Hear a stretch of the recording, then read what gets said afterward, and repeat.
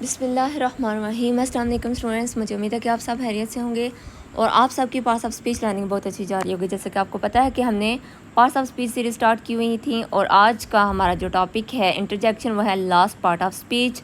अगर आप मेरे चैनल पर फर्स्ट टाइम आए हैं तो kindly subscribe my channel and press the bell icon so that you people may get updates of my upcoming videos. Thank you so much. तो जैसे मैंने आपको बताया कि इंटरजेक्शन है जो वो लास्ट पार्ट ऑफ स्पीच है और आज का हमारा टॉपिक भी इंटरजेक्शन ही है। जैसे कि आपको पता होगा कि हर लैंग्वेज में हम जब अपने गुस्से का, अपनी खुशी का, अपने गम का, अपनी हैरत का इजहार करते हैं तो हम डिफरेंट वर्ड्स यूज़ करते हैं अकॉर्डिंग टू द सिचुएशन, ठीक है। तो इसी तरह जब हम इंग्लिश में अपनी खुशी, अपने गम, अपनी हैरत का इजहार करते हैं तो हम जो स्पेसिफिक वर्ड्स यूज़ करते हैं उन्हें कहा जाता है इंटरजेक्शन। तो इंग्लिश में इसको कैसे डिस्क्राइब करेंगे हम? Interjection is a word that is used to express, ऐसा लफ्ज़ है जो कि इजहार के लिए इस्तेमाल होता है इंटरनल और सडन फीलिंग्स, हमारी अंदरूनी या हमारी सडन फीलिंग्स के इजहार के लिए जो लफ्ज़ इस्तेमाल होता है या जो अल्फाज इस्तेमाल होते हैं, लाइक जो है खुशी के इजहार के लिए, सौरो गम के इजहार के लिए, इमोशंस हमारे जज्बात के इजहार के लिए, एक्साइटमेंट हमारे जोश के इजहार के लिए, इन एनी सेंटेंस किसी भी जुमले में, तो ऐसे अल्फाज को क्या कहा जाता है? उन्हें कहा जाता है इंटरजेक्शन। तो क्या हमने समझा कि ऐसे अल्फाज जो कि हम अपनी सडन फीलिंग्स के इजहार के लिए, और सडन फीलिंग्स किस किस की हो सकती हैं? जो है कि खुशी की हो सकती हैं, सौरो गम की हो सकती हैं, इमोशंस हमारे जज्बात की हो सकती हैं, एक्साइटमेंट्स हमारे जोश की हो सकती हैं। किसी भी सेंटेंस में ऐसे अल्फाज जब हम यूज़ करते हैं तो उन्हें कहा जाता है इंटरजेक्शन।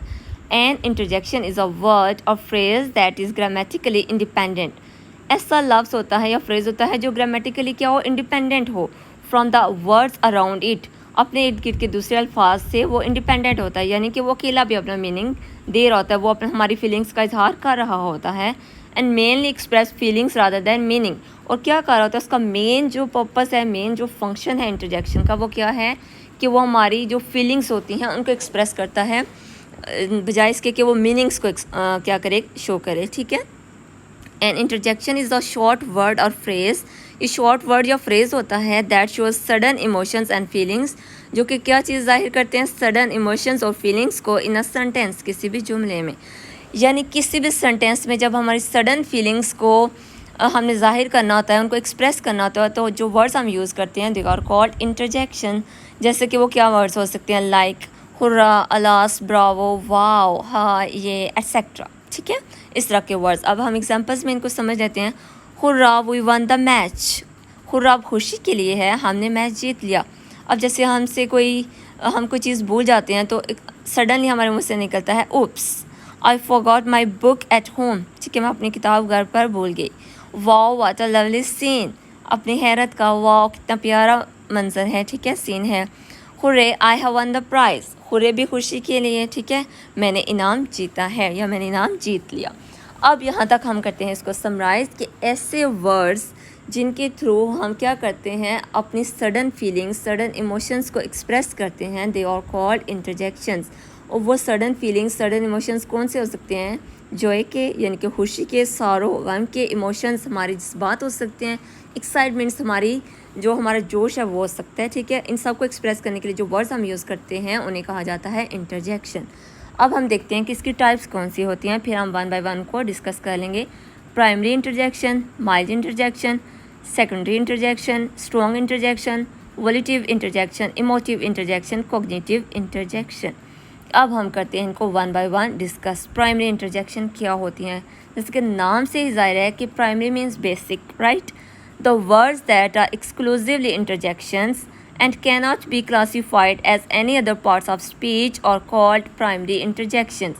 ऐसे अल्फाज जो कि ख़ास तौर पर इंटरजेक्शंस ही हों और उन्हें हम किसी भी दूसरे पार्ट ऑफ स्पीच के तौर पर क्लासीफाई ना कर सकें, उन्हें किसी दूसरी क्लास में ना लेके जा सकें पार्ट्स ऑफ स्पीच की, उन्हें कहा जाता है primary interjection.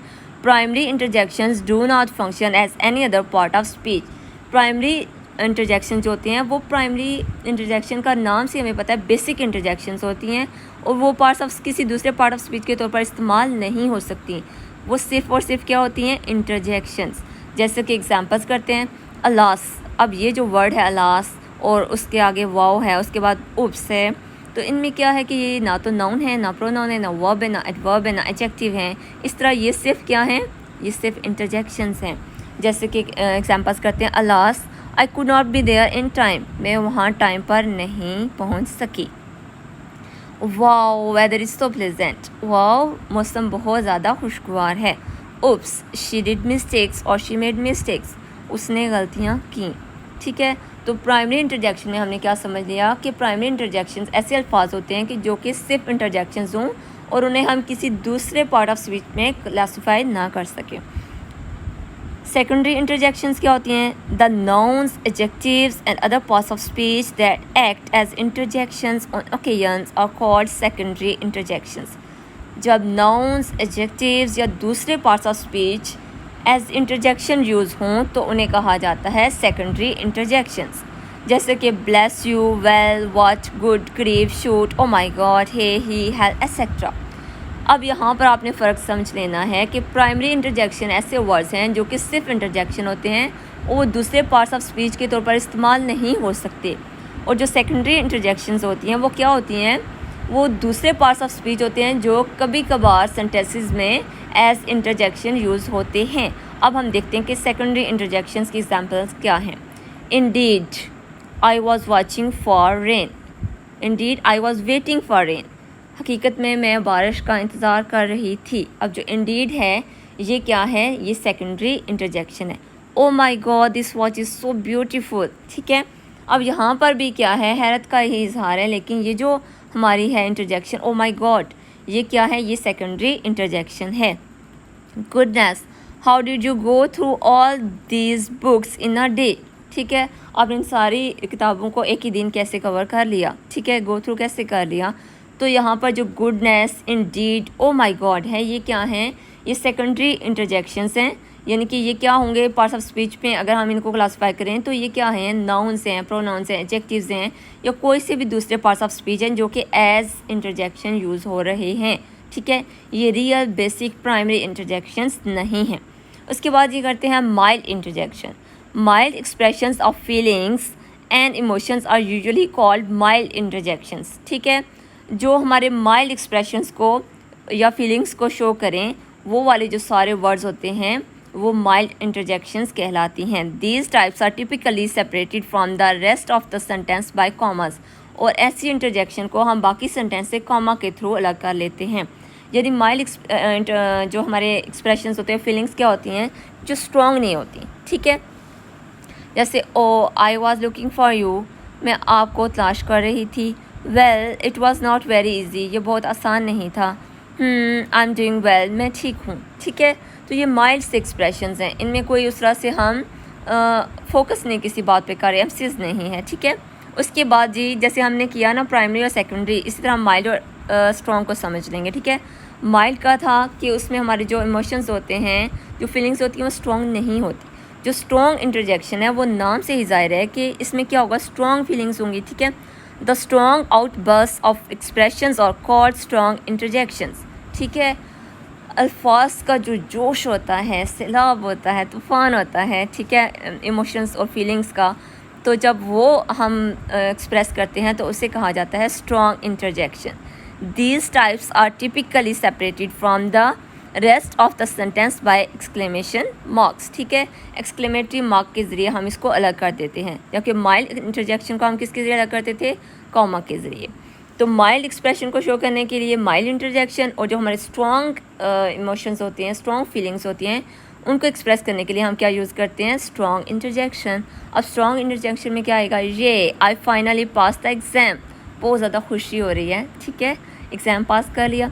Bingo I found my book, बहुत ज़्यादा सरप्राइज और खुशी में कहा जा रहा है कि मैंने अपनी बुक, मुझे मेरी बुक मिल गई। Ouch this pen hurts my fingers. ठीक है, बहुत ज़्यादा जब पेन होता है, ठीक है, कोई चीज़ हर्ट करती है, तो यहाँ पर पेन, ये पेन मेरी उंगलियों को हर्ट करता है, दर्द होता है। Ouch this shoe hurts me, ये जूता मुझे हर्ट करता है। तो ये हमारे स्ट्रॉन्ग इमोशंस होते हैं। ठीक है, स्ट्रॉन्ग फीलिंग्स होती हैं। वो किसकी हो सकती हैं? वो हमारी क्या हो सकती हैं? खुशी की हो सकती हैं, गम की हो सकती हैं, तकलीफ़ की हो सकती हैं। ठीक है, उसके बाद हम करते हैं volitive interjection. Commands, request and wishes are usually expressed with volitive interjection. कोई भी हमने हुक्म देना हो, रिक्वेस्ट करनी हो या कोई ख्वाहिश का इजहार करना हो तो वो कौन सी इंटरजेक्शन के थ्रू करते हैं? वो हम वॉलेटिव इंटरजेक्शन के थ्रू करते हैं। जैसे कि you have to keep quiet, आपको चुप करना है, ठीक है। I was looking at another problem, ठीक है। जब हम करते हैं तो हम किसी की अटेंशन लेने के लिए करते हैं कि मैं किसी और मसले की तरफ देख रही थी या उसके बारे में सोच रही थी। तो क्या हुआ कि हम क्या करते हैं इसमें, या तो कोई कमांड करते हैं, ऑर्डर करते हैं, रिक्वेस्ट करते हैं या विशेस करते हैं। जब किसी स्पीकर ने अपनी कमांड्स, रिक्वेस्ट और विशेस को एक्सप्रेस करना हो तो वो कौन सी इंटरजेक्शन यूज़ करते हैं? वॉलेटिव interjections. Emotive interjection, the words that express sudden spur of emotions like surprise, delight, sorrow, disgust and fear or emotive interjections। ठीक है, कौन सी interjections होती हैं? जब हमारे क्या होते हैं जी, अचानक से जो हमने सडन, ठीक है, इमोशंस होते हैं, जैसे कि सरप्राइज़, ये जो हमने बेसिक इसकी डेफिनेशन की थी ना, वो इसी में आएगी, ठीक है। सडन इमोशंस का, सडन इमोशन किसके हो सकते हैं? सरप्राइज़ के हो सकते हैं, ठीक है, हैरत के, डिलाइट खुशी के, सॉरो गम के, डिस्गस्ट नापसंदीदगी के, एंड फियर खौफ के, वो सब किस में आते हैं? वो इमोटिव इंटरजेक्शंस में आते हैं। Emotive interjections are used to express unplanned और अनएक्सपेक्टेड फीलिंग्स।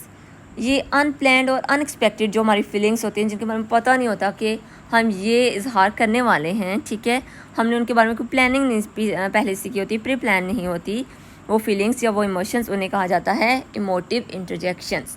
एग्जांपल्स और आउच दिस एंड्स स्टिंग, ये चींटियाँ डसती हैं, ठीक है। अब पहले से हमें नहीं पता था, अभी पता चला और हमने इसका इजहार किया, इसको एक्सप्रेस किया। Oops she took wrong turn, उसने रॉन्ग टर्न ले लिया, उसने गलत मोड़ लिया, ठीक है। उसके बाद oops I forgot my keys, मैं अपनी चाबियाँ भूल गई, ठीक है, ये सडन है ना, ठीक है। उसके बाद है cognitive interjection.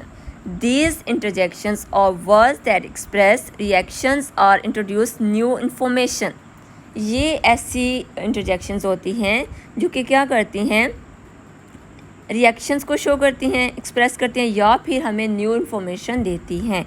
The interjections are use to convey the feelings and emotions that people come across and understand through experiences. ऐसे फीलिंग्स या इमोशंस जो कि लोग अपने तजुर्बात से समझें या उनसे अपने तजुर्बात के ज़रिए गुजरें, एक्सपीरियंस के थ्रू गुजरें, उन्हें कहा जाता है cognitive interjections. For example, well I try my level best, मैं अपनी पूरी कोशिश करूँगी। ब्रावो व्हाट अ परफॉर्मेंस, कितनी शानदार कारकर्दगी है। I don't know about that, मुझे उसके बारे में नहीं पता, ठीक है।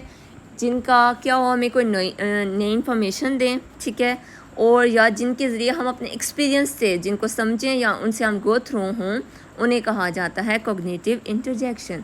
तो आज के टॉपिक में हमने समझा इंटरजेक्शन, बहुत इजी था, ठीक है, ये टॉपिक। इसमें क्या होता है कि सडन फीलिंग्स या इमोशंस को एक्सप्रेस करने के लिए जो वर्ड्स हम यूज़ करते हैं, दे आर कॉल्ड इंटरजेक्शंस, ठीक है। फिर हमने उसकी डिफरेंट टाइप्स को डिस्कस किया और उम्मीद है कि आपको आज का लेक्चर समझ आ गया होगा। इंशाल्लाह नेक्स्ट लेक्चर में मिलेंगे, तब तक अल्लाह हाफिज़।